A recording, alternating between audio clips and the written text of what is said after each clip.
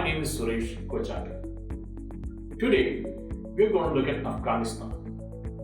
Last night, the United States Central Command announced that they were withdrawing the last of their troops from Kabul, and with it, the end of a 20-year-old messy war that took Afghanistan literally onto the streets.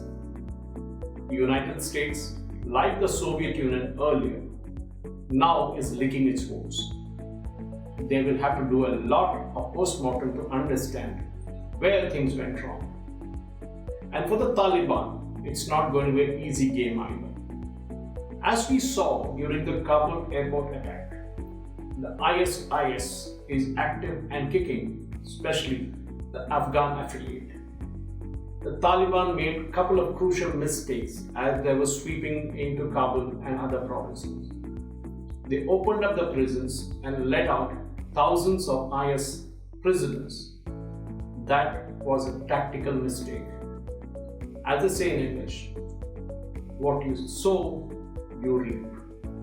And down the line, mark my words, there will be a fight for supremacy between the Taliban and IS. The United States entered Afghanistan with a reason. 20 years ago, they had to fight off the Al-Qaeda, which then led by Osama bin Laden had sent their fighters into the United States in planes and crashed into the Twin Towers, Pentagon, and in Pennsylvania. The US was seething with anger. They had to take out the infrastructure of the Al-Qaeda. Today, the Al-Qaeda is no longer there. It has a new name, Taliban. Doesn't make a difference because tomorrow, sooner or later, the Taliban is going to metamorphosize into something that what Al-Qaeda was 20 years ago. Because they have no enemy to fight now. The enemy is gone. So they need to find a new enemy. Many actually say that that could be India.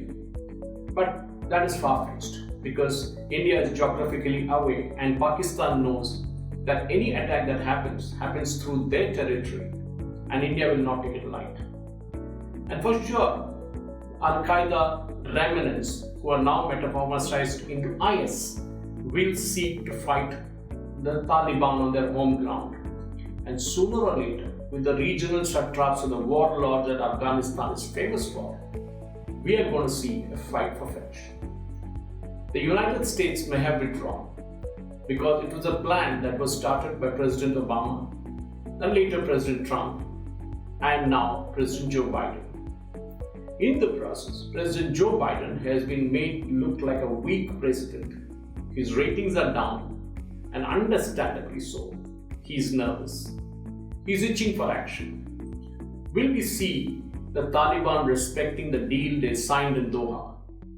Or, like any other piece of paper, will they just tear it up and throw it away? Because there are going to be issues. There are going to be issues about freedom. Well, there's no freedom under Taliban. There is going to be no freedom for women, children, and of course, even the transgenders. Afghanistan is going to be a fight to finish now between the regional warlords. And in the process, Iran from one side, Pakistan from the other side, China, and of course Uzbekistan and others, all are going to get involved because they don't want the trouble to spill into their territory. The United States, in the bargain, has been made to look very weak, not a trusted ally at all. Because we saw how the US let down its own citizens and even those who helped them during the 20-year-old war in Afghanistan. As they say, a friend in need is a friend indeed. But United States proved that these friends are dispensable.